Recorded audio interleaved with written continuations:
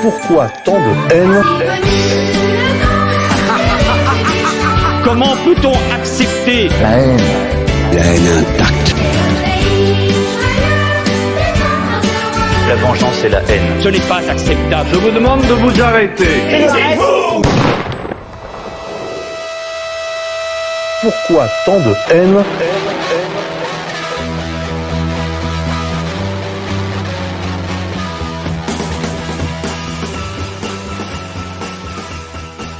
Bonjour chers auditeurs, Paul Verbeek à l'antenne de RFM pour une nouvelle édition de Pourquoi tant de haine que j'ai la joie de vous présenter désormais. C'est aussi un honneur, je tiens à vous le dire, chers auditeurs, de succéder ici au valeureux Monsieur K et Lounès Darbois. Notre émission aura pour thème aujourd'hui Retour de Syrie, car nos invités sont à nos faits tous de retour d'un voyage en Syrie, organisé par Adnan Azam et son association pour la souveraineté des peuples. Il les a invités et Égalité et Réconciliation a financé le voyage avec un cadreur ERTV et Aïssa afin de produire un documentaire sur le sujet. Retour de Syrie aussi, car c'est le retour de la Syrie dans le concert des nations arabes. Nous aurons l'occasion d'évoquer longuement ces thèmes. Je vais d'abord présenter nos intervenants. Le général Dominique Delavarde. Mon général, vous êtes Saint-Cyrien, vous avez fait l'essentiel de votre carrière dans les chasseurs alpins et la Légion étrangère. Vous êtes un spécialiste de la formation des militaires, vous avez également été officier de liaison français aux États-Unis. Vous voulez ajouter quelque chose, mon général, à cette présentation? Non, rien de particulier, si ce n'est que j'ai fait également beaucoup de renseignements, et c'est un peu à ce titre que je suis devenu expert dans certains domaines. J'ai été chef du bureau situation, renseignement, guerre électronique au niveau de l'état-major interarmé, c'est-à-dire toutes les armées, terre, air, mer, gendarmerie, à l'état-major interarmé de planification opérationnelle, donc en charge de faire les plans. Voilà. Et à ce titre, bon, j'ai été branché sur les renseignements du monde entier, les ambassades, l'OTAN, bien sûr, hein, et puis toutes les unités françaises qui étaient sur les différents théâtres où elles stationnaient, où elles opéraient. Merci, mon général. Claude Janvier, vous êtes un habitué de l'antenne de RFM, vous êtes écrivain, enquêteur, polémiste. Vous êtes également l'auteur d'un retentissant pamphlet, Le virus et le président. Des choses à ajouter, Claude ? Oui, je suis aussi chroniqueur dans TVADP, Télévision Alliance du Peuple, et j'anime une émission par semaine qui s'appelle Libre Parole, qui est désormais le vendredi soir. Et puis pour Le virus et le président, oui, je suis co-auteur du livre, hein, c'est-à-dire avec mon ami Jean-Louis Zambert, qui est journaliste d'investigation, qui a 50 ans de journalisme d'investigation derrière lui. Et on est co-auteur aussi d'un autre livre qui s'appelle Covid-19, le bilan en 40 questions. Et là, je vais faire une petite page de pub. J'ai mon livre qui sort fin juin, excusez-moi, K édition, et qui s'appelle Les démasqués, et en bandeau, qui dirige réellement le monde. Et bien évidemment, vous aurez deviné le sujet. Ça va traiter de l'oligarchie mondialiste et de qui tire les ficelles. Voilà, et il sera donc disponible à la rentrée, mais déjà disponible effectivement fin juin en précommande, on en reparlera. Voilà, je referme la page de pub. Merci Claude de ces précisions. Aïssa, tu es un confrère, tu animes l'émission L'Axe de la Résistance, hein, où tu t'emploies à dissiper, je dirais, l'épais brouillard de mensonges et de calomnies qui est diffusé par les organes médiatiques que nous connaissons et qui sont les relais de la propagande néoconservatrice. Tu prépares également, de retour de Syrie, un documentaire dont tu nous diras certainement quelques mots. Quelque chose à ajouter, Aïssa ? Déjà, bonjour à tous et merci pour l'invitation. Effectivement, tu as présenté plus ou moins mes activités. J'anime également des lives le dimanche soir, environ de 22 heures, sur le groupe Telegram Axe de la Résistance, une fois par semaine. Merci Aïssa. Pour démarrer, peut-être, il faut préciser à nos éditeurs qu'avec la République arabe syrienne, c'est le nom de l'État que vous avez eu l'occasion de visiter au cours du mois de mai, On ne parle pas d'une petite pétromonarchie qui est née avant-hier. On parle d'un des plus vieux pays du monde, une très vieille nation, avec une longue tradition étatique, un niveau de richesse qui était important. Est-ce que vous pouvez brosser un portrait robot de l'État syrien avant les sanctions occidentales?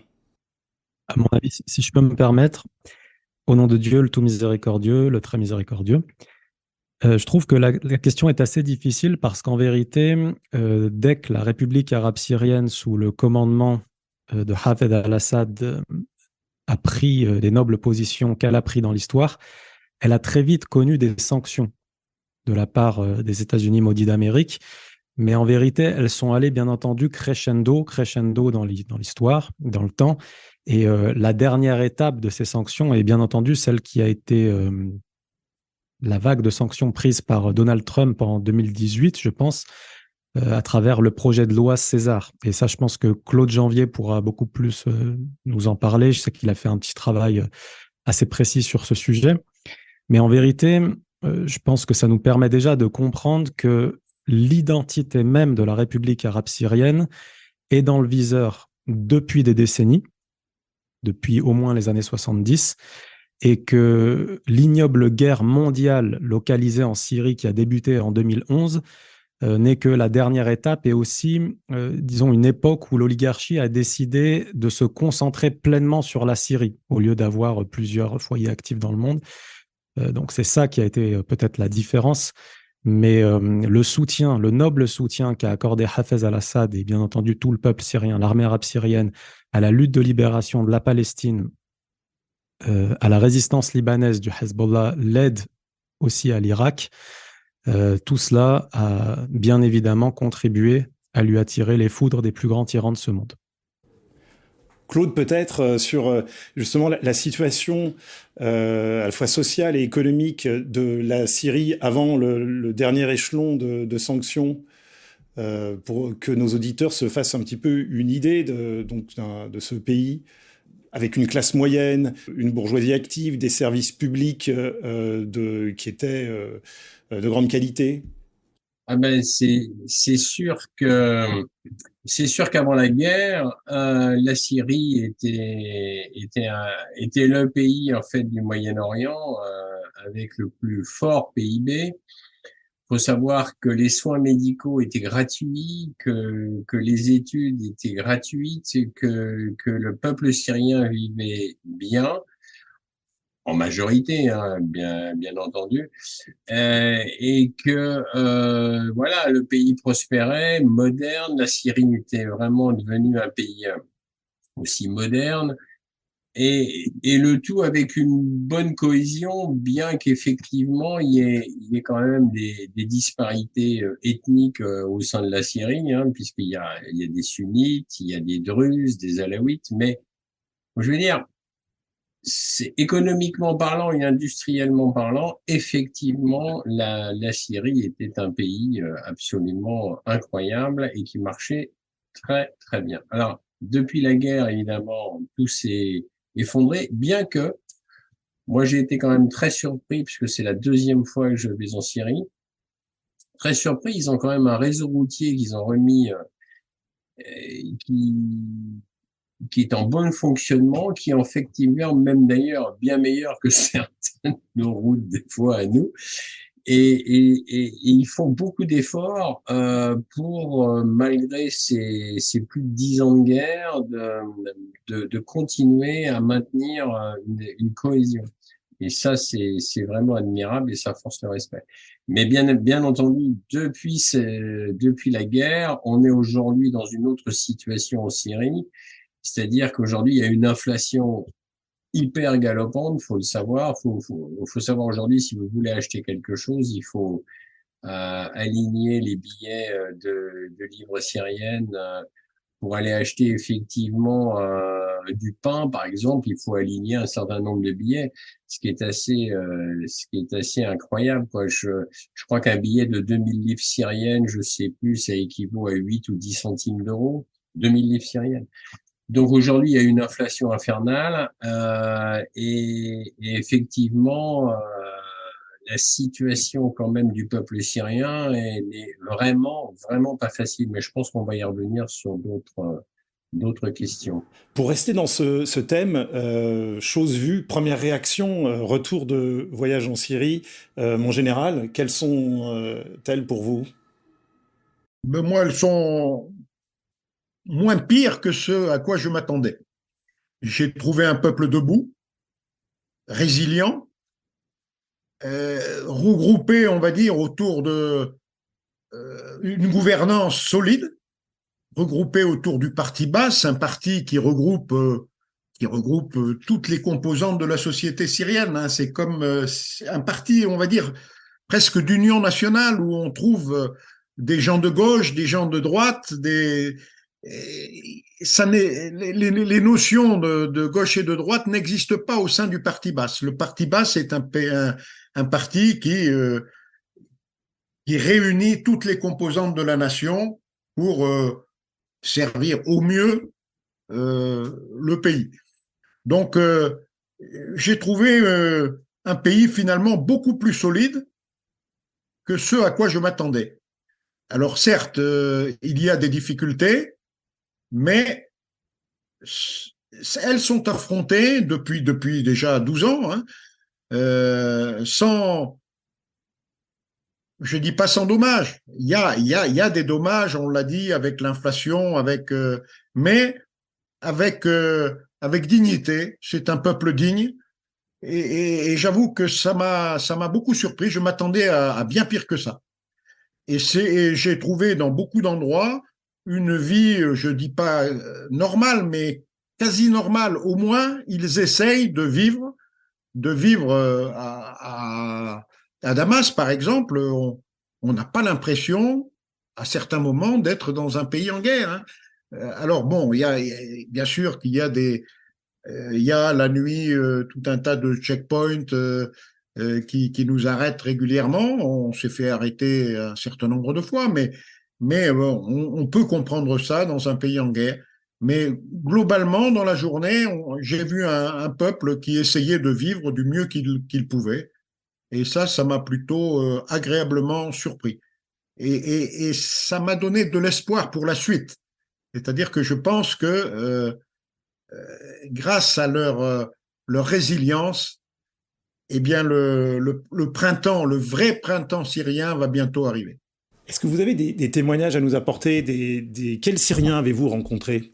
Alors bon, nous on a rencontré essentiellement, bon, bien sûr, des officiels, mais on a vu les autres dans la rue, on les a vus vivre, on les a regardés, observés vivre, mais les gens qu'on a rencontrés, il faut le reconnaître, c'était surtout des officiels. Hein. On a rencontré beaucoup de gens du parti Baas, d'ailleurs, hein, de différentes fonctions.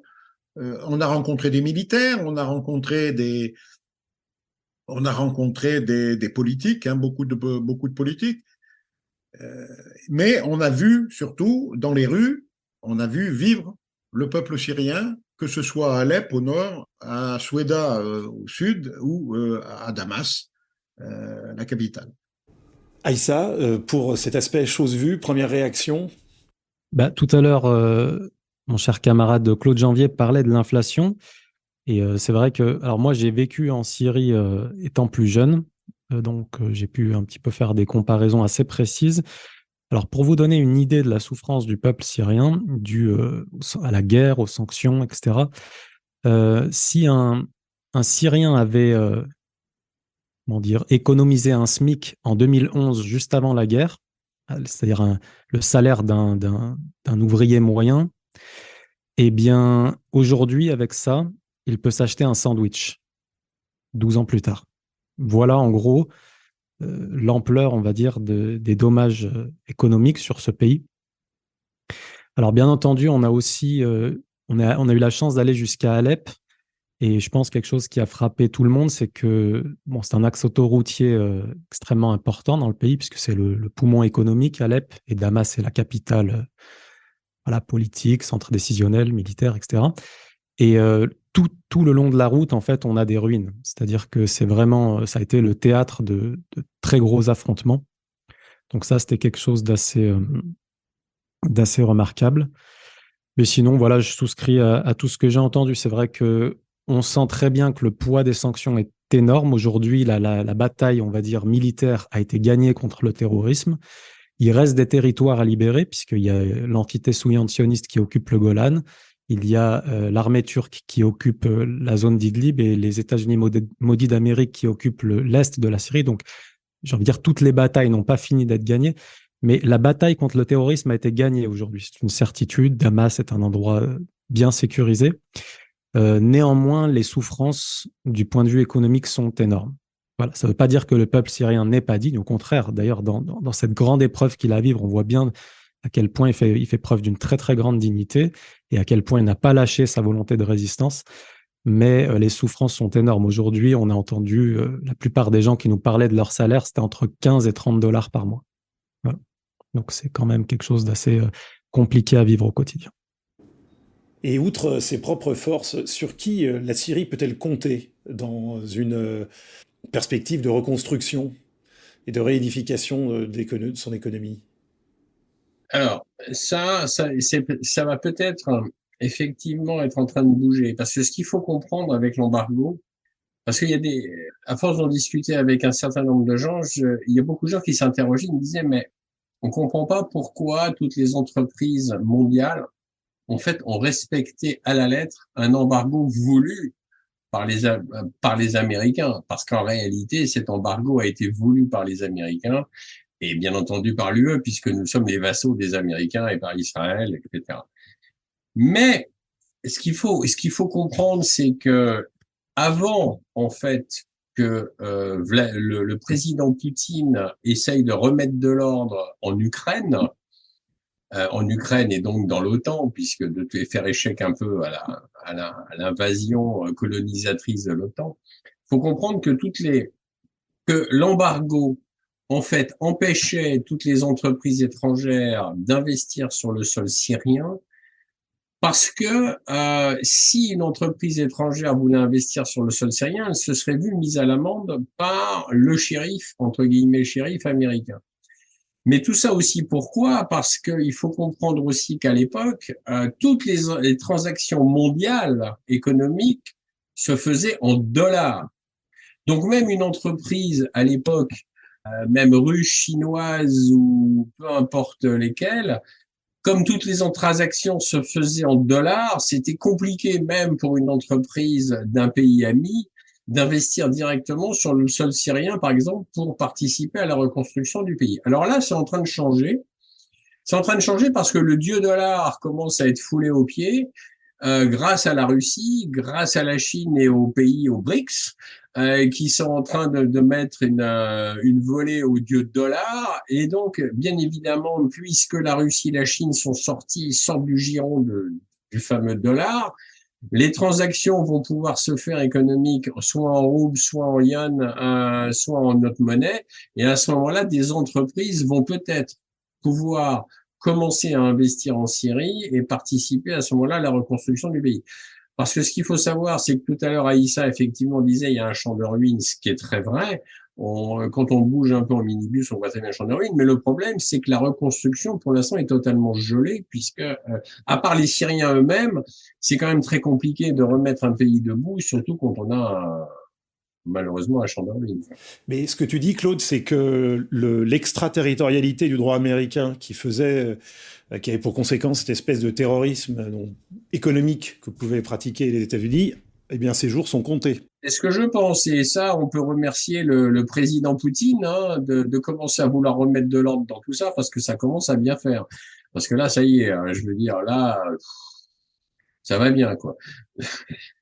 Donc, moi, mon vœu le plus cher, de toute façon, et je le dis haut et fort, c'est que cette espèce d'oligarchie mondiale financière apatride américano-européenne, israélo, etc., soit refoulée, et qu'enfin on arrive à un monde multipolaire, parce que ça commence à bien faire. L'hégémonie US, c'est bon, on a donné. Voilà. En général, sur cette fin de l'extraterritorialité du droit américain, Oui, ben je pense qu'on y arrive et je pense aussi que c'est grâce à la Russie et que l'opération spéciale en Ukraine va avoir des conséquences qui dépasseront largement les conséquences de la crise Covid où le monde va changer. L'économie a déjà basculé. Hein. On ne dit pas elle va basculer demain, non, ça y est, c'est fait. L'économie a basculé. Les 5 pays BRICS ont aujourd'hui un produit intérieur brut parité de pouvoir d'achat supérieure aux 7 pays du G7. Et la tendance pour les BRICS est de prendre le large et les pays du G7 plongent dans la part qui leur reste du PIB mondial. Les pays du G7, au moment de la création, avaient 52 à 55% du PIB mondial. Aujourd'hui, ils n'en ont plus que 29,9%. Et ils continuent, selon le FMI, ils continuent de baisser. C'est-à-dire que dans quelques années, si la tendance lourde se maintient, ils ne feront plus que 20% du PIB mondial alors qu'ils en faisaient 52 en 1975, année de la création.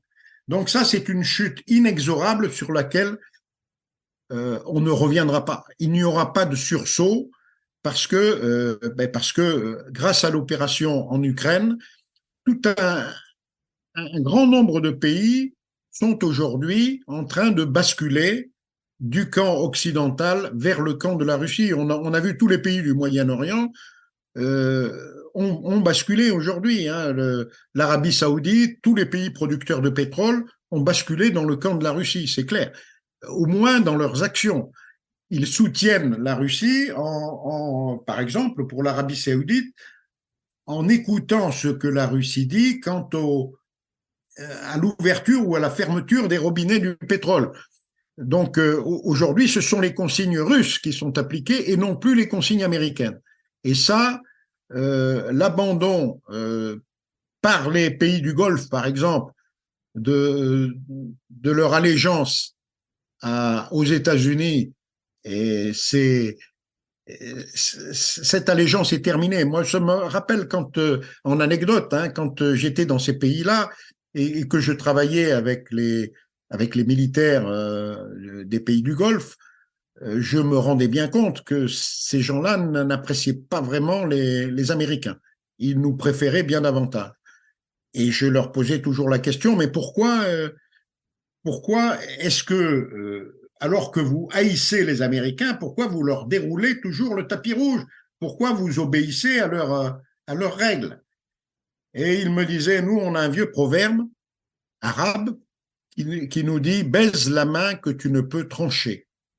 Aujourd'hui, je crois qu'ils ont réalisé qu'ils pouvaient la trancher et ils sont en train de trancher le lien qui les reliait aux États-Unis et pour rejoindre l'ensemble BRICS. L'Arabie saoudite a fait connaître sa candidature pour l'adhésion aux BRICS. Donc, c'est pas rien, c'est énorme ce qui se passe en ce moment. Et pas moins de 15 pays aujourd'hui sont candidats, et pas des moindres, sont candidats à l'adhésion aux BRICS. Alors, je pense que les BRICS prendront leur temps avant d'intégrer tout ce monde, mais ça montre que les BRICS qui sont déjà en tête, qui ont déjà passé le G7 en termes de PIB, parité de pouvoir d'achat, vont prendre le large très vite. Et dans quelques années, ils ne feront plus. Aujourd'hui, les BRICS font 32,2% du PIB PPA mondial, les 5 pays BRICS. Après élargissement, et compte tenu également de la vitesse à laquelle leur croissance, qui va très vite, dans quelques années, ils feront 50% du PIB mondial. 50%. Alors, ils s'appelleront plus BRICS parce qu'il faudra rajouter quelques lettres avec les États qui vont intégrer les BRICS, mais c'est considérable. Et ça veut dire que l'hégémonie, c'est terminé. L'hégémonie américaine, c'est fini. Et ça, c'est une bonne nouvelle pour la Syrie, une excellente nouvelle. Sans hégémonie, il n'y aura plus pour reconstruire la Syrie, la Chine va se présenter. Il y aura bien sûr la Chine, l'Iran, la Russie, mais également tous les pays BRICS vont participer. J'en suis persuadé. Et la banque de développement des BRICS qui est dirigée par Dilma Rousseff, elle-même qui a été victime des Américains en son temps, lorsqu'elle a été faussement accusée au Brésil de toutes les turpitudes, qu'elle n'avait pas commises évidemment. Elle est aujourd'hui présidente de la Banque de développement des BRICS. Et donc tout ça, ce sont des bonnes nouvelles pour la reconstruction de la Syrie. Mais avant que les effets de ce basculement du centre de gravité de l'économie mondiale se fassent sentir pleinement, sur les forces de qui la Syrie peut-elle compter? Sur l'aide de qui, de manière directe, peut-elle compter pour sa reconstruction, pour alléger ses souffrances actuelles? Ah ben déjà, quelque chose de totalement nouveau, enfin de nouveau, de récent. Il y a réouverture de toutes les ambassades de tous les pays arabes. Le monde arabe refait son unité. Et la Syrie est partie de cette unité. Hein. Donc je pense que tous les pays arabes, dont les pays du Golfe, qui ont quand même un peu d'argent, hein, vont participer à cette reconstruction. Et il y aura bien sûr donc le monde arabe va participer à la reconstruction de la Syrie. Ensuite, il y aura bien sûr la Chine, qui elle aussi a des liquidités à investir et qui investit un petit peu partout dans le monde. Je pense qu'elle investira aussi en Syrie. Et puis, bien, elle a la Syrie, ses alliés traditionnels, hein, qui sont en général soit, bien sûr, la Russie, mais aussi tous les pays qui ont su, l'Iran, bien sûr, hein, et tous les pays qui ont su résister aux États-Unis et qui sont amis de la Syrie. Par exemple, l'Algérie. L'Algérie est un ami de proche, on va dire, de la Syrie, mais également des pays sud-américains comme le Venezuela, qui est lui-même victime de l'oppression US, de la tyrannie US. Tous ces pays-là qui sont maintenant les pays qui s'opposent, on va dire, aux otaniens, tous ces pays-là vont se rapprochent les uns des autres et vont se mettre d'accord pour reconstruire un monde nouveau, multipolaire, et non pas avec les otaniens, mais contre les otaniens. Ils vont construire quelque chose d'alternatif en disant, si vous voulez rester entre vous, restez entre vous. Nous, on va se construire un monde meilleur, et je pense que c'est en bonne voie. Ça a démarré grâce, bien sûr, à l'opération, à celui qui a tapé du poing sur la table en Ukraine et qui a su dire stop, ça suffit, ça suffit. Mais là, j'ai une question peut-être là pour Aïssa. Est-ce que finalement cette reconstruction est possible tant que des parties importantes du territoire syrien sont occupées par ses ennemis? Et malheureusement, je crois que justement c'est là une des grandes difficultés, parce qu'en vérité, s'il ne s'agissait que de compter sur les pays amis, disons que depuis 2017-2018, la guerre s'est calmée en Syrie et on aurait pu avoir des capitaux étrangers qui seraient arrivés depuis l'Iran, depuis l'Algérie, depuis la Russie, qui étaient déjà dans ce camp anti-impérialisme. Le problème, c'est que les investissements en Syrie sont largement freinés par le fait que les causes de l'instabilité demeurent présentes sur ce territoire. Autrement dit, tous les résidus de Daesh et de tous les groupes terroristes takfiris se trouvent actuellement concentrés dans une zone qui est la région d'Idlib, sous protection d'Erdogan et de l'armée turque. On a également une présence américaine dans l'est de la Syrie qui pille le pétrole syrien quotidiennement. Et lorsque l'on connaît la capacité de destruction et de nuisance de l'armée américaine dans le monde, il est évident qu'ils peuvent redéclencher un conflit en quelques jours, si cela leur tenait à cœur et si ça entrait dans leur projet.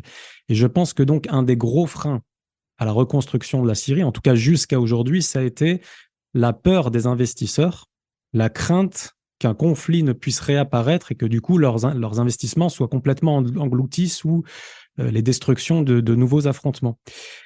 Et ce qui me semble du coup effectivement être quelque chose d'assez positif, c'est que premièrement, on a beaucoup parlé de Vladimir Poutine, mais commençons par parler de Bachar al-Assad, de Hezbollah, qui, eux, ont commencé à infliger des défaites militaires dès le début des années 2000 à l'impérialisme américano-sioniste.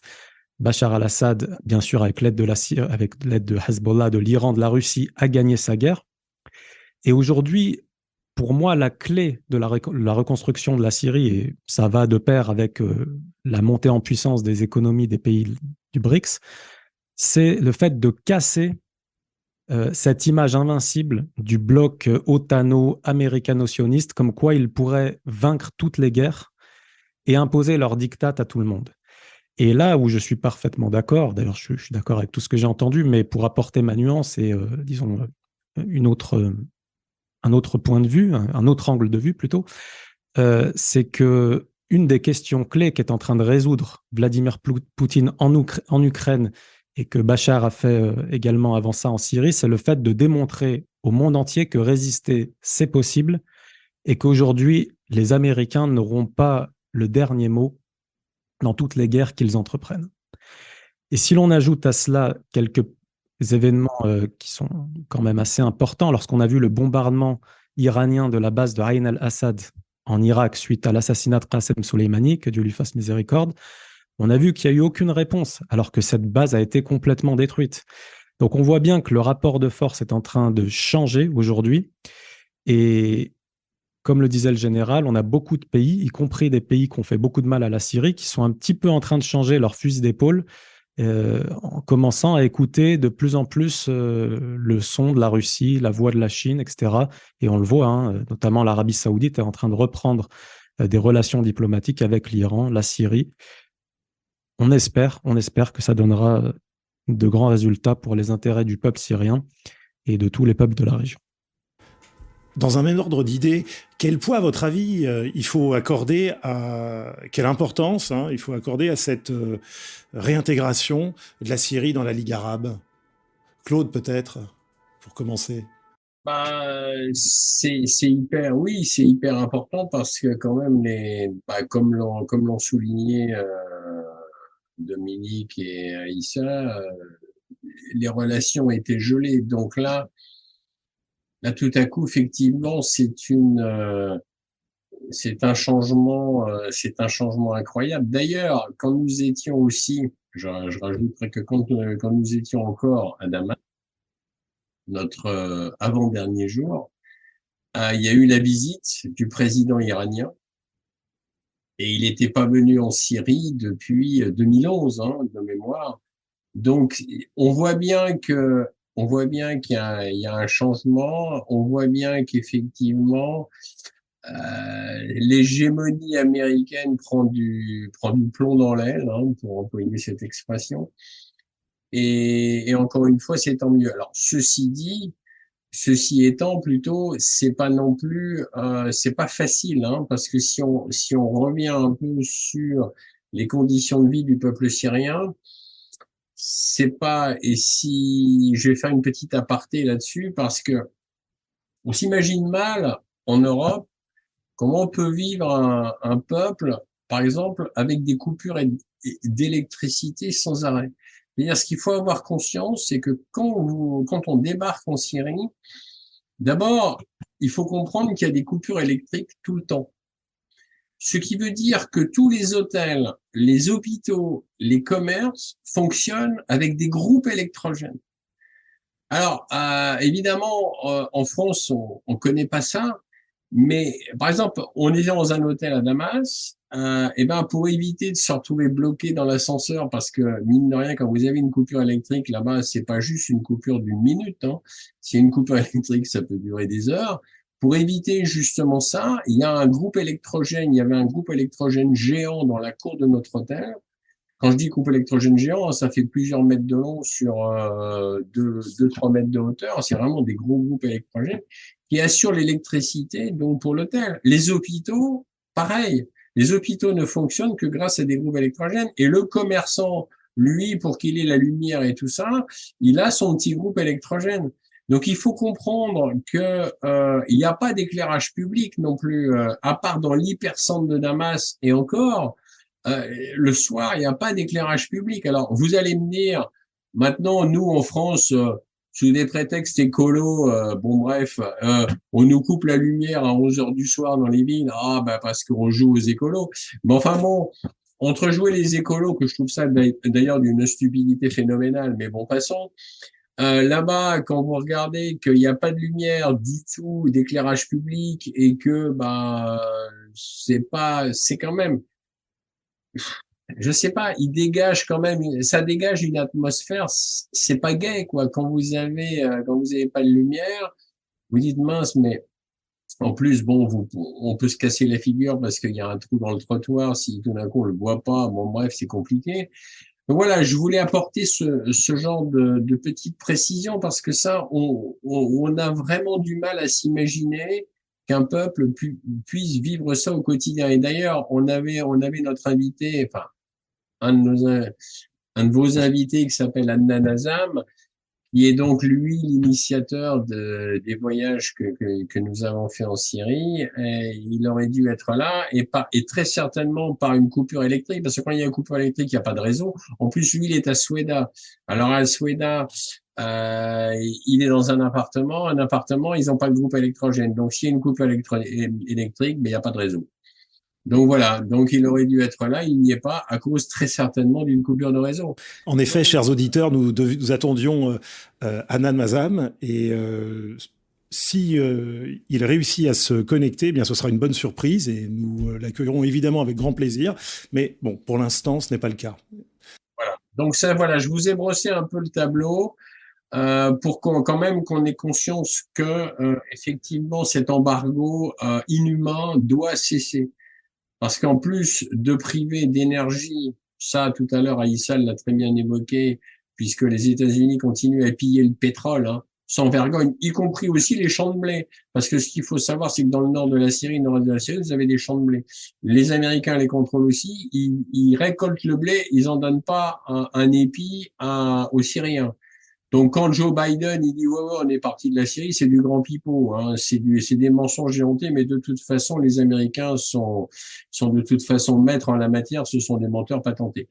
Mais, ce qu'il faut comprendre, c'est que cet embargo, en plus, prive de médicaments, de produits de première nécessité, le peuple syrien.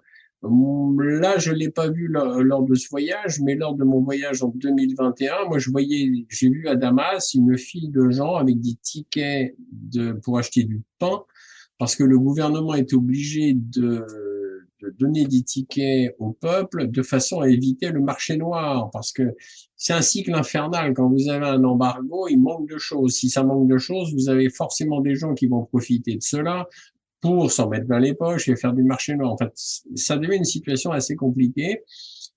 Et donc, voilà. Donc, voilà à peu près, en gros, je m'étends pas plus que ça, mais voilà la vie quotidienne du peuple syrien. Alors, c'est vrai que d'un côté, c'est un peu résilient. Dominique Delaware me l'a dit, et ça, je suis entièrement d'accord. Mais de l'autre, à quel prix, quoi? C'est lourd. C'est très, très lourd. Voilà. On a fait un rapide tour d'horizon des voisins de la Syrie.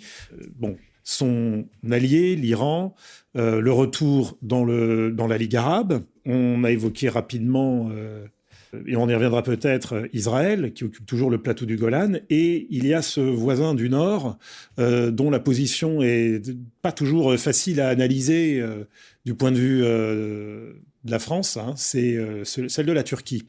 Erdogan a été, triomphalement réélu avec son parti. Comment est-ce qu'on peut analyser aujourd'hui la position turque vis-à-vis de la Syrie ? Il me semble qu'il y a beaucoup de confusion autour de ce sujet parce que déjà, vis-à-vis du président français Emmanuel Macron, la relation est assez tendue avec Erdogan. Donc la réaction assez primaire pour les anti-Macron, c'est de plutôt estimer Erdogan pour cela. Mais en tout cas, si on se focalise, puisque c'est ça le sens de ta question, sur le dossier syrien, eh bien, la position de la Turquie est simplement honteuse, parce que je rappelle tout de même que c'est probablement le pays de la région qui a eu le plus grand impact et la plus grande implication dans la déstabilisation de la Syrie, qu'elle a d'ailleurs été le plus grand soutien en termes de logistique à Daesh, c'est pas que au groupe d'opposition soi-disant modéré, et que jusqu'à aujourd'hui, elle occupe une partie importante du territoire syrien. Voilà. Et il me semble que l'on oublie trop souvent de le dire, peut-être dans les médias mainstream, mais aussi dans des médias, entre guillemets, alternatifs, dans des médias libres, où l'on regarde un peu Erdogan comme quelqu'un qui arrive à s'opposer sur certains sujets au diktat hégémonique de l'OTAN, etc. Je rappelle quand même qu'il fait partie toujours de l'OTAN, qu'il a toujours une ambassade sioniste sur son territoire, et que effectivement, ce qui peut donner quelques espoirs, c'est ces semi-rapprochements avec la Russie de Vladimir Poutine, qui sont plutôt des bons indicateurs. Il ne s'agit pas de noircir tout le tableau, mais si quand même on cantonne notre réflexion au dossier syrien, il me semble que la Turquie est clairement, jusqu'à aujourd'hui encore, dans le camp des agresseurs. C'est une évidence. Et j'aimerais, je le fais assez souvent, mais j'aimerais profiter de l'occasion que tu me donnes pour le répéter, j'aimerais quand même rappeler la différence parce qu'on met souvent sur le même plan la présence, par exemple, turque, américaine, sioniste, avec la présence russe et iranienne ou libanaise du Hezbollah en Syrie.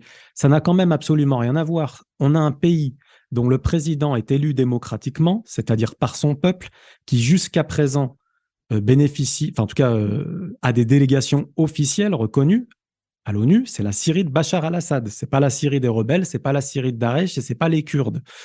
Et ce gouvernement démocratiquement élu a appelé des alliés, il les a invités à venir leur apporter une aide pour se défendre contre une attaque terroriste internationale coordonnée avec les pays de l'OTAN.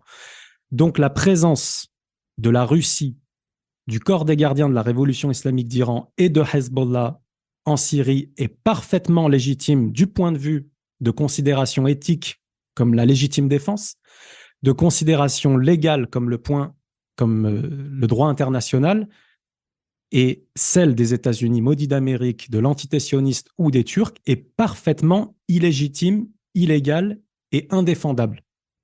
Donc il s'agit plutôt de bien comprendre quelle est la différence entre ces deux types de présence étrangère sur le sol syrien. Il y a une présence étrangère qui est une présence d'allié qui vient aider un ami, et il y a une présence étrangère qui est une occupation parfaitement illégitime. Et malheureusement, la présence d'Erdogan et des troupes turques en Syrie aux côtés des terroristes takfiris est clairement une occupation de ce territoire. Claude, mon général, Oui, non, mais précisions. je souscris à tout ce qui vient d'être dit, hein. On peut pas aller contre les lois internationales, hein, Aïssa a très bien résumé le tableau.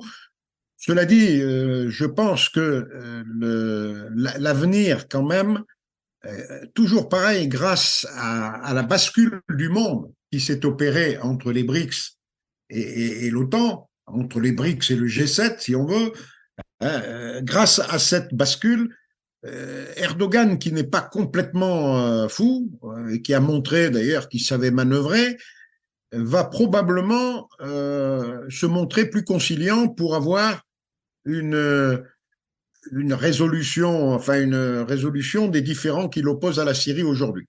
Donc je pense que le Erdogan, dans son nouveau mandat, se réconciliera d'une manière ou d'une autre avec la Syrie, hein. Certes, il occupe illégalement, c'est clair et net, hein, une partie du territoire syrien. Il a soutenu, c'est clair et net, les terroristes sur le plan logistique au nord de la Syrie, et y compris d'ailleurs les plus sanguinaires des terroristes, hein, les terroristes de Daesh. Mais bon, je pense que les choses vont évoluer grâce, bien sûr, à la Russie et à la Chine et aux réconciliations qui s'opèrent, hein. Erdogan n'est pas fou, il se rend bien compte que Bachar el-Assad a retrouvé une place au sein de la Ligue arabe, que ce vote a été acquis à l'unanimité. Il n'y a pas eu un des 22 pays de la Ligue arabe qui s'est opposé, ne serait-ce que pour faire plaisir aux États-Unis. Aucun. Tous ont voté pour la réintégration de la Syrie. Donc, je pense qu'Erdogan qui est un pragmatique, va à un moment ou à un autre changer son fusil d'épaule et s'organiser, pour se réconcilier avec la Syrie. Je pense qu'il le fera dans les mois, je parlerai de mois à venir, hein, 5, 6 mois peut-être, mais je pense que l'année 2023 ne se terminera pas sans une certaine réconciliation et des pas très importants. D'ailleurs, l'opposition syrienne vient de demander à négocier avec Bachar el-Assad. Ça faisait très longtemps qu'elle n'avait pas demandé. Hein. Selon l'agence TASS de hier ou d'avant-hier, l'opposition syrienne est en train de demander à négocier. Donc, ce sont des signes qui montrent que la guerre civile en Syrie est sur le point de se terminer définitivement. Je pense que les terroristes, s'ils n'ont plus l'appui de la Turquie et qu'ils n'ont plus l'appui des Occidentaux qui vont finir par lâcher le morceau, bon, la Syrie va connaître prochainement son printemps, le vrai printemps syrien.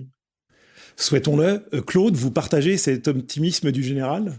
Oui, de toute façon, oui, de toute façon, je pense que Aïssa et Dominique ont bien analysé cela, mais après, oui, de toute façon, on est plus optimiste aujourd'hui qu'il y a quelques années. Forcément, comme on l'a évoqué déjà, les choses sont en train de bouger. Et de toute façon, c'est vrai que nous sommes à une époque, on vit vraiment une époque vraiment cruciale, hein. C'est-à-dire entre maintenant et 2025, c'est soit ce monde unipolaire qui va rester en place, soit le monde multipolaire qui va gagner. Mais il est bien évident que là, on est vraiment à un carrefour et bien évidemment la Syrie. Vous savez, la Syrie, détient a détenu la clé du Moyen-Orient et du monde, hein, et avec le conflit ukrainien, on est vraiment avec des clés là, et on a deux clés, c'est-à-dire, soit ça s'ouvre sur de bonnes choses, soit malheureusement, ça s'effondre. Mais je reste optimiste, je suis comme Dominique et Aïssa, voilà, on y croit. Aïssa, parmi les adversaires résolus de la Syrie, évidemment, compte l'État d'Israël. Est-ce qu'on a pu observer, c'est une question peut-être rhétorique, hein, mais est-ce qu'on a pu observer un changement ou des inflexions dans l'attitude de l'État d'Israël à l'égard de la Syrie ces dernières années, ces derniers mois, où cette hostilité est-elle toujours résolue et d'un seul bloc? Alors malheureusement, je pense que l'hostilité sioniste envers la Syrie ne fait que grandir depuis le début de la guerre jusqu'à maintenant. Si on prend au début des années 2000, ça faisait, on va dire, 15-20 ans que l'armée syrienne et l'armée de l'entité sioniste ne s'étaient pas affrontées. Ils s'étaient affrontés au Liban, en fait, pendant la guerre du Liban. Et au milieu et à la fin des années 2000, ils avaient mené quelques frappes prétendument sur des réacteurs nucléaires, donc c'était très rare. Au début du conflit syrien, ils ont commencé à attaquer de manière très périodique au début quelques points dans Damas. Petit à petit, ça a eu pour conséquence d'avantager sur certaines batailles les rebelles. C'est d'ailleurs à cette époque-là que le Hezbollah est entré en scène, en venant aider l'armée arabe syrienne.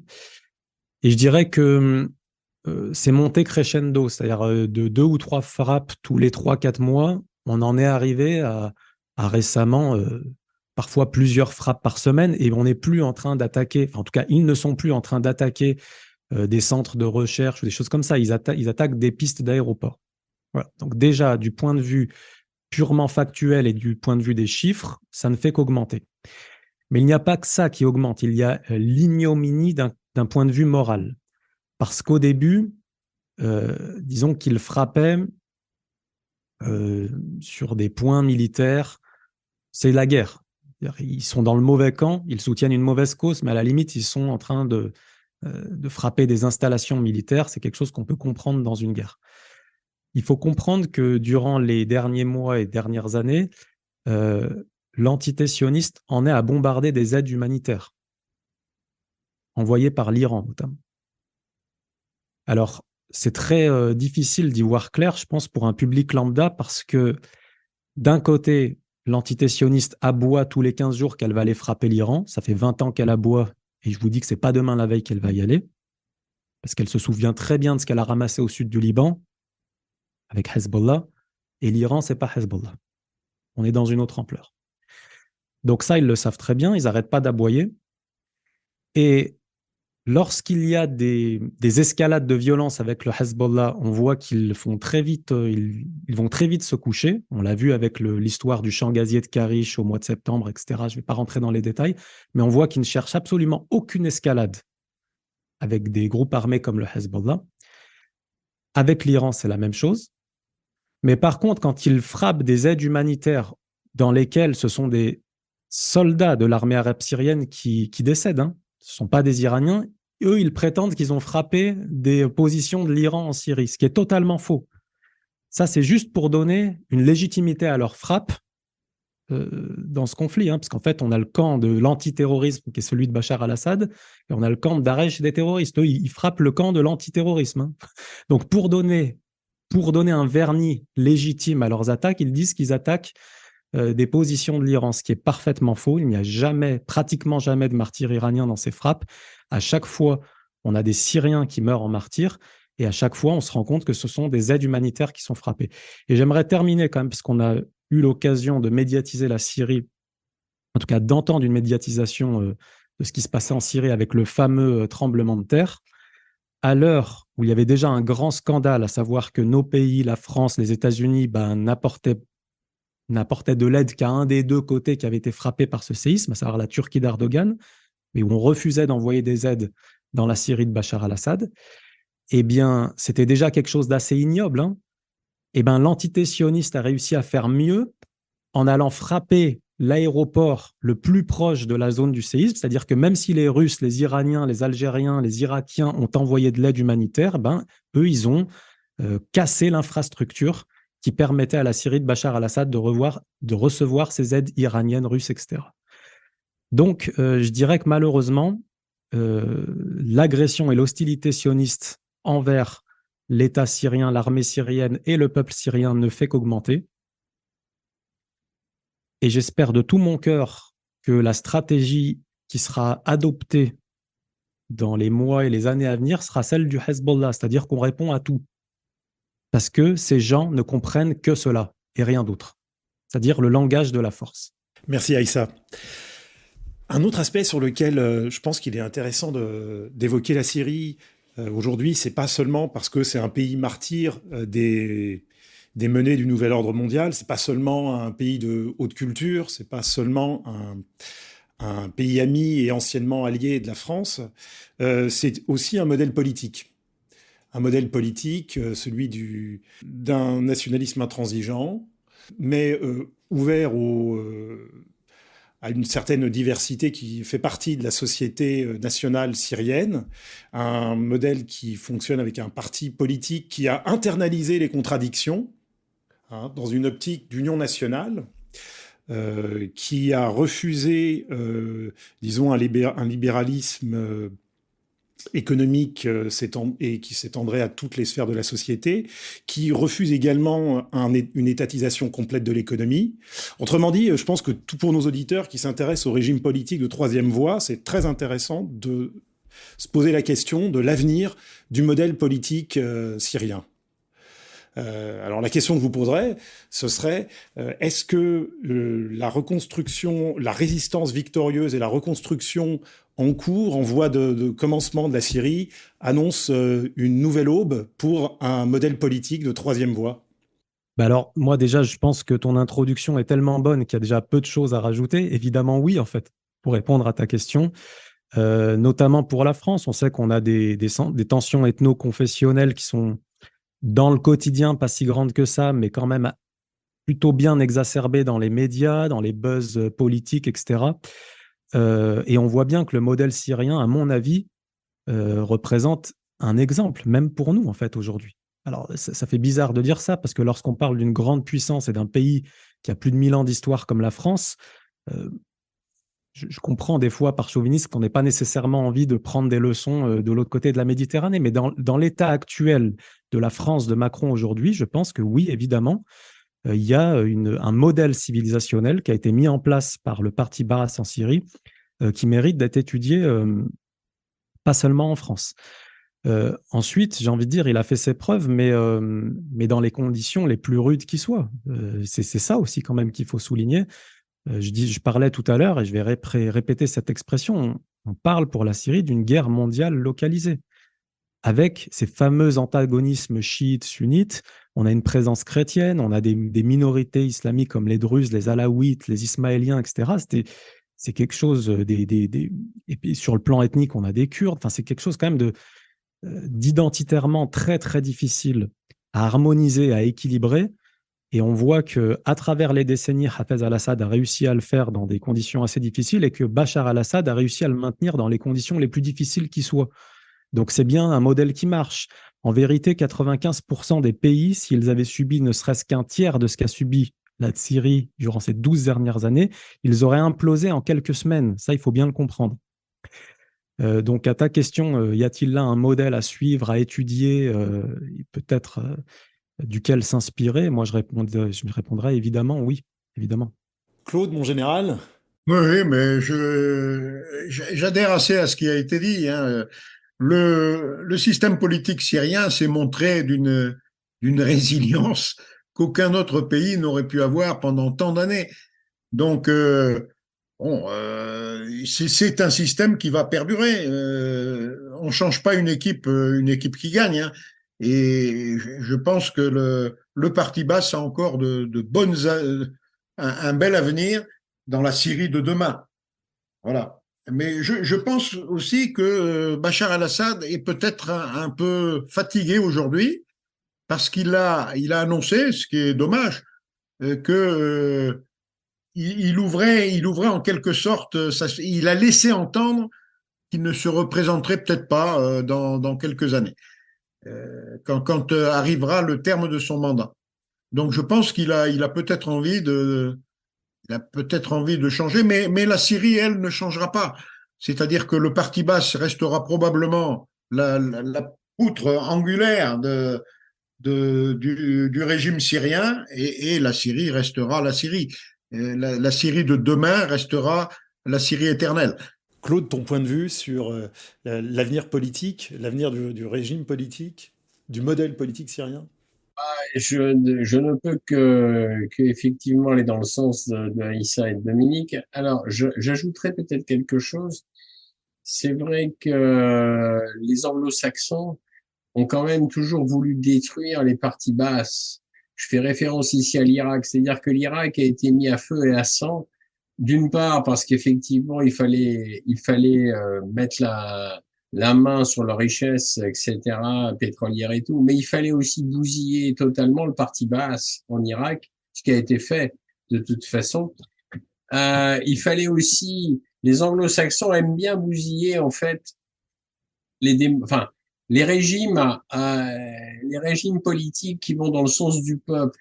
Que ça soit en Irak où ils ont totalement mis par terre, et aujourd'hui d'ailleurs le parti Baas, je ne sais même pas où il en est en Irak, mais je ne sais même pas s'il existe encore, que ça soit aussi, c'était pas un parti Baas non plus, mais que ça soit aussi la Libye du temps de Mouammar Kadhafi, qui était un pays où, je veux dire, le peuple libyen vivait bien, pareil, avec des soins gratuits, avec des jeunes qui pouvaient aller dans les universités, y compris à l'étranger, c'était payé par l'État. Donc je veux dire, il n'y a rien à faire. Ces satanés anglo-saxons veulent absolument, dans leur folie colonisatrice, veulent absolument bousiller les régimes politiques qui vont dans le sens du peuple. Et force est de dire tout le respect grâce à au président Bachar el-Assad. Effectivement, le parti Baas est resté en place. Mais heureusement, et mon vœu le plus cher, effectivement, c'est que ça continue parce que comme Dominique et Aïssa l'ont évoqué, moi, ce qui m'a toujours frappé en Syrie, c'est que quand vous arrivez en Syrie, vous passez à un moment donné dans le quartier chrétien, mais il n'y a pas une ligne, hein, je veux dire. Simplement, moi, je l'ai vu parce que, évidemment, dans le quartier musulman, il n'y a pas d'alcool. Et tout d'un coup, vous arrivez dans le quartier chrétien à Damas et il y a un café où ils vendent de l'arak ou de l'alcool. Je dis, tiens, on est dans le quartier chrétien. Ça, c'est assez drôle. Et puis, je me dis, tout d'un coup, on ressort du quartier chrétien et on s'en aperçoit pas. Mais j'ai été frappé par cette entente. Enfin, je veux dire, les chrétiens cohabitent très bien avec des musulmans. Et d'ailleurs, une chose qui m'avait frappé encore plus, pardon, lors de mon premier voyage, quand nous étions montés à Alep, c'est qu'en fait, Alep, faut le savoir, a été détruit à 75%. Et Alep est une ville qui souffre encore beaucoup avec justement les ravages du tremblement de terre. Mais ce que je voulais dire là, c'est que la mosquée, les Syriens étaient en train de la reconstruire avec leurs moyens. Et en même temps, ils avaient déjà reconstruit l'église orthodoxe d'Alep que nous avons eu le plaisir lors de notre voyage en 2021 de la visiter. Et voilà, ça, c'est une preuve effectivement d'un pays qui accepte la pluralité des religions. Et ça, c'est admirable.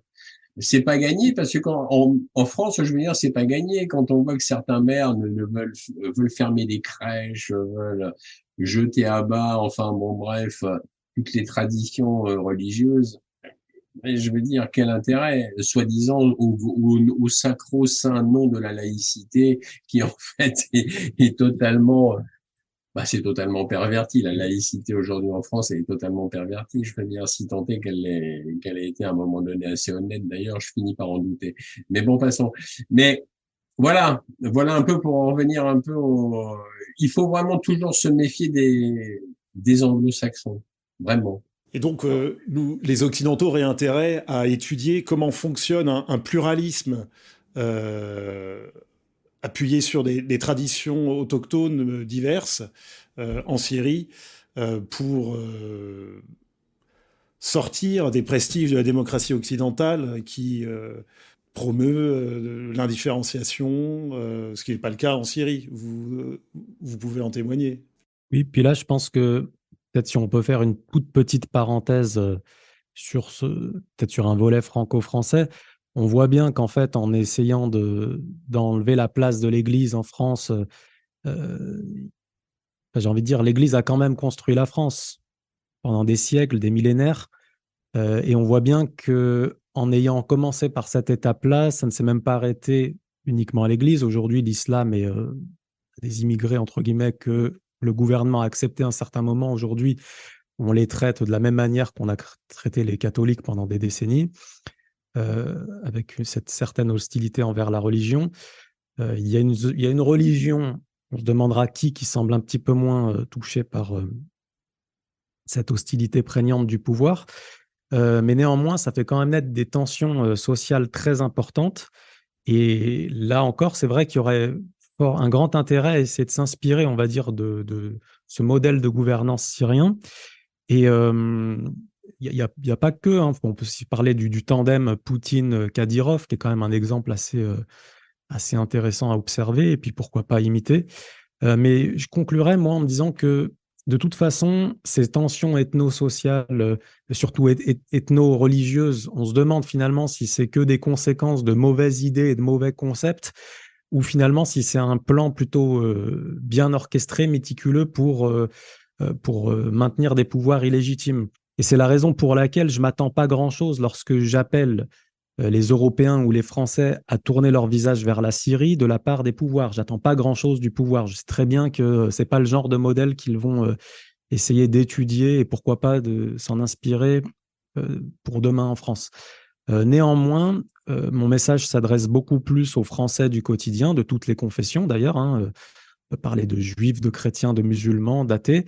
Ce nationalisme syrien, cette laïcité-là, c'est-à-dire de respect de toutes les identités religieuses, ethniques au sein d'une même nation, je pense que pour des mouvements de résistance, c'est un modèle à étudier et pourquoi pas essayer de s'en inspirer, bien entendu, en gardant l'identité française et en préservant ce qui est, on va dire, le fruit de siècles et de millénaires de culture locale. Néanmoins, pour faire face à cette menace nouvelle, on va dire, du nouvel ordre mondial, de la destruction des pays, des nations, des religions sur le modèle atlanto-sioniste, je pense qu'il y a un véritable modèle à aller chercher en Syrie et pourquoi pas s'en inspirer.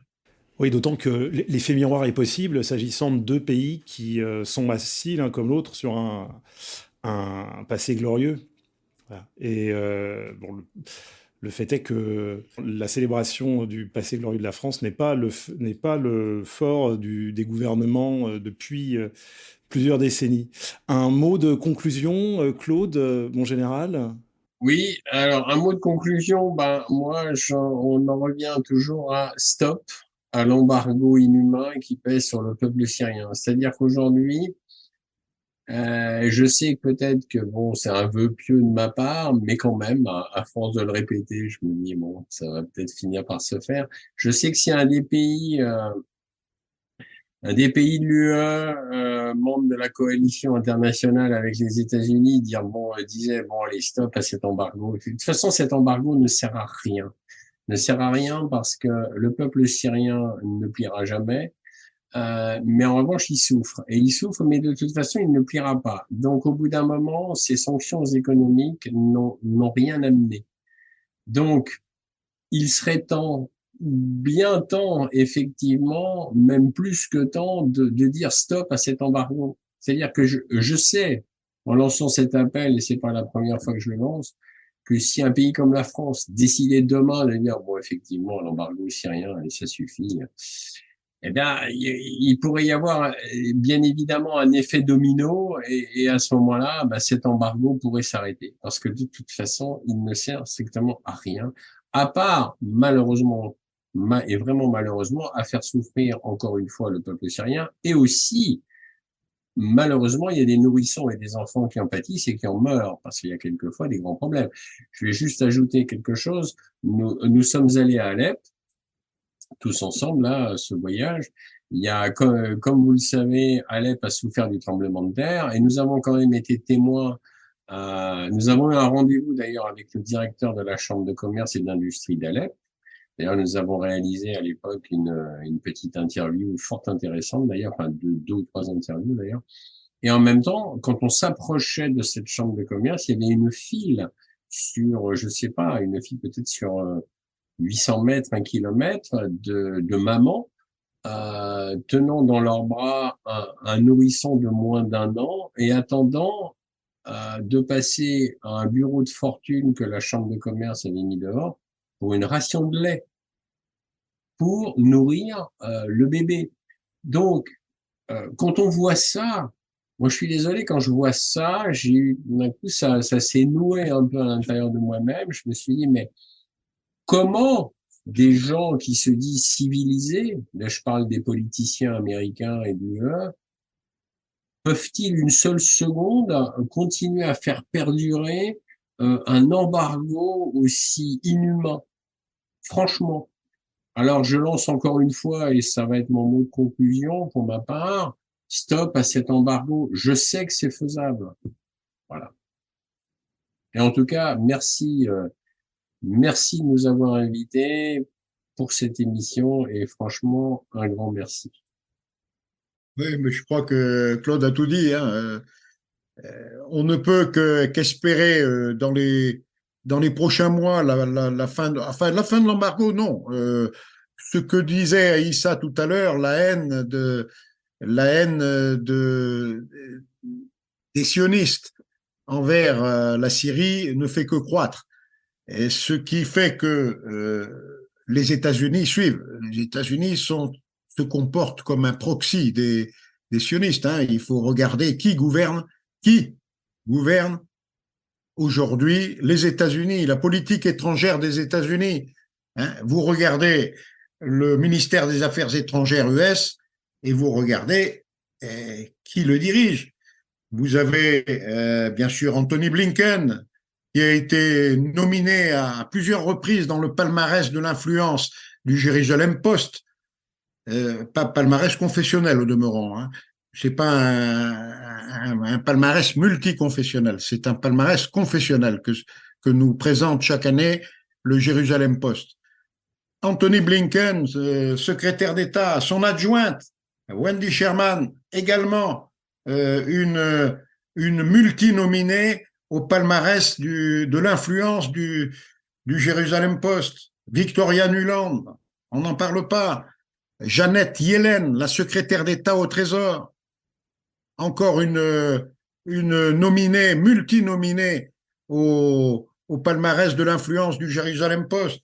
Bon, et après, vous pouvez encore décliner le ministre de la Justice, Merrick Garland. Vous pouvez regarder le ministre de l'Intérieur, Mayorkas. Ils sont tous liés fortement à l'AIPAC, American Israel Public Affairs Committee, qui les a promus grâce aux milliards de la diaspora, qui les a portés au poste où ils sont.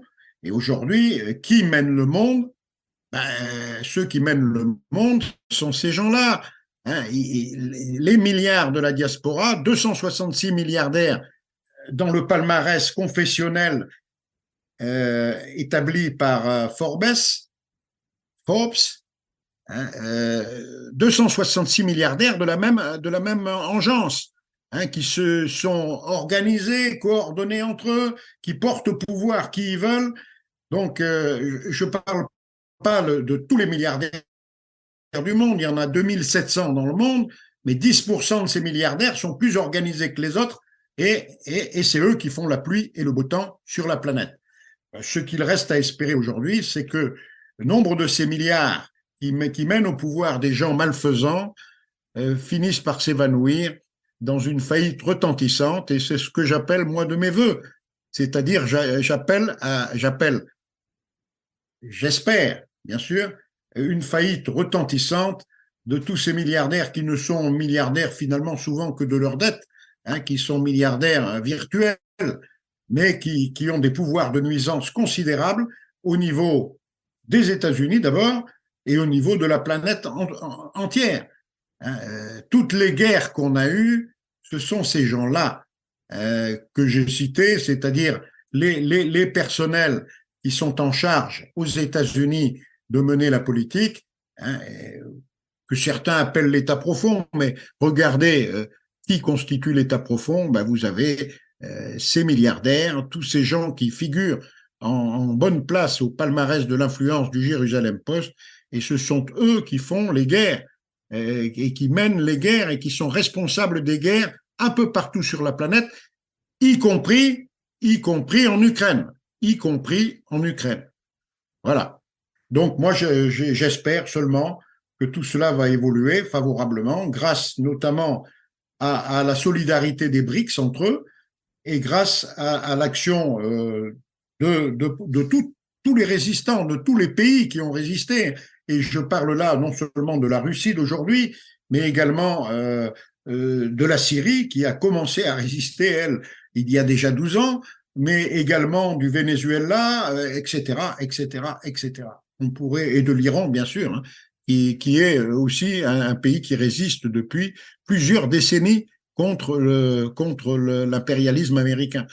Donc j'espère que ces gens qui résistent finiront par avoir le dernier mot, et je pense qu'ils vont l'avoir, je pense qu'ils l'auront, et que finalement tout cela, toute cette histoire que ce soit de la Syrie ou de l'Ukraine ou du reste finira bien, comme dans des... Moi, je suis optimiste et je reste optimiste. Hein. Ces choses-là changeront. Je sais que la haine d'Israël envers tous ses voisins qui ne lui sont pas soumis perdurera le temps qu'il faudra. Mais bon, il faut faire avec et il faut se battre, résister chacun dans son pays à cette soumission à l'atlantisme d'une part et au sionisme de l'autre. Merci mon général. De ton côté, Aïssa, un mot de la fin, ou peut-être une actualité, un événement qui a retenu ton attention? Alors peut-être je vais commencer par l'événement. Nous sommes aujourd'hui, au moment où nous enregistrons cette émission, le 13 juin 2023, qui est une date finalement assez méconnue mais très importante, puisque ce jour-là, en 2014, c'est-à-dire le 13 juin 2014, a eu lieu un des plus grands massacres de l'histoire moderne, pour les mêmes raisons qu'on vient d'évoquer durant toute l'émission, à savoir l'atlantosionisme et ses proxys takfiris terroristes qui font le sale boulot pour eux au Moyen-Orient. Daesh a massacré entre 1600 et 1700 jeunes Irakiens en prenant le soin de mettre des musulmans sunnites d'un côté qu'ils ont épargnés et en mettant les musulmans chiites de l'autre qu'ils ont bien entendu fusillés à bout portant pendant environ 24 heures. C'est donc un des plus grands massacres de l'histoire moderne. Ça faisait des décennies qu'on n'avait pas eu autant de morts sur un terrain de conflit comme ça, en étant exécutés. C'est le Katyn irakien. Oui, tout à fait. C'est le massacre de Tikrit Katyn en Irak. Donc voilà, je pense que je remercie RFM de me laisser un peu cette tribune pour en parler. Et bien évidemment, toutes nos condoléances aux familles. Et nous demandons le meilleur aux martyrs. Que Dieu leur accorde le plus grand des paradis. Pour ce qui est d'un mot de conclusion par rapport à la Syrie, effectivement, le mot déjà, on peut revenir sur le discours assez précis, technique et convaincant du général. Bien sûr, ne pas oublier, c'est bien beau d'être avec la Syrie, et c'est un devoir, mais ne pas oublier aussi de condamner les gens qui l'ont mis à feu et à sang, qui l'ont détruite. Parce que parfois c'est un peu facile de dire je suis avec, un peu de manière humanitaire comme ça, mais il faut quand même pas oublier de préciser qui a diffusé tout ce mal-là, en Syrie et d'ailleurs dans d'autres endroits. Donc voilà, j'approuve totalement ce que j'ai entendu, et puis revenir aussi sur les mots de Claude Janvier, quelque chose qui était presque un petit peu gênant dans ce qu'il a dit au début, mais c'est normal. Il disait, on doit lancer un appel, je pense que ça donnera des résultats. Et en fait, on vit dans une société, c'est vrai, où parfois on se dit, mais si on n'arrive pas au résultat, est-ce que ça vaut le coup de le faire? C'est un peu ça l'ambiance générale aujourd'hui. Et heureusement qu'il y a des gens comme Claude Janvier et comme d'autres, comme Adnan Razzam, qui a été l'organisateur de ce voyage, qui nous a permis de rentrer en Syrie, et qui se disent qu'à la limite, même si on n'y arrive pas, le minimum qu'on puisse faire, c'est déjà d'essayer de ne pas se souiller nous-mêmes, de ne pas souiller nos âmes, bien sûr en ne participant pas à ce genre d'embargo, mais aussi en ne cautionnant pas par notre silence, en ne se rendant pas complice de cette infamie par notre silence. Donc, moi, je ne peux qu'adhérer à tout ce qu'a dit Claude Janvier. Et puis, je voulais revenir sur un petit point. Effectivement, aujourd'hui, on a des gens qui se disent c'est loin, ça ne me touche pas. Pourquoi je devrais prendre position pour la Syrie, stop l'embargo, etc. J'aimerais rappeler quand même que, encore une fois, c'est un petit peu le signe qu'on est dans une époque très bizarre. Normalement, le simple positionnement éthique devrait suffire pour qu'on prenne position dans une société qui a des valeurs normales. Mais puisque les valeurs éthiques ne fonctionnent pas pour tout le monde, j'aimerais rappeler quand même que d'un point de vue purement stratégique, à force de ne pas avoir pris position contre l'infamie qu'a créé notre pouvoir français en soutenant des terroristes en Syrie, nous avons connu le terrorisme dans les rues de Paris. Ce qu'a fait Daesh, ce qu'a fait Al-Qaïda dans les rues de Paris, à Charlie Hebdo, au Bataclan et dans d'autres occasions, c'est la conséquence et la résultante des actions de notre pouvoir en Syrie. Donc c'est quand même une bonne raison de prendre position, et c'est quelque chose qui continue malheureusement. On le voit avec le dossier ukrainien, l'inflation que l'on connaît aujourd'hui en France est la résultante directe des mauvaises décisions de notre pouvoir. Donc stop à l'embargo, il y a un moment, il faut savoir se lever, savoir dire non. Bien entendu, nous ne sommes pas complètement certains de réaliser ces objectifs, nous ne sommes pas complètement certains d'atteindre la victoire, mais en le faisant, nous sommes au minimum certains d'être dans le bon camp, de purifier nos âmes et de ne pas les souiller en participant à ce genre de projet abominable. Voilà, et toute louange revient à Dieu. Merci Aïssa. Merci Claude. Mon général, mes respects. Il me reste à vous saluer, chers auditeurs. Merci de nous avoir suivis. N'hésitez pas à nous soutenir en contribuant au financement associatif. C'est grâce à votre aide que nous pouvons produire ces émissions. À bientôt sur ERFM. Pourquoi tant de haine? Comment peut-on accepter La haine intacte. la vengeance et la haine? Ce n'est pas acceptable. Je vous demande de vous arrêter. Pourquoi tant de haine?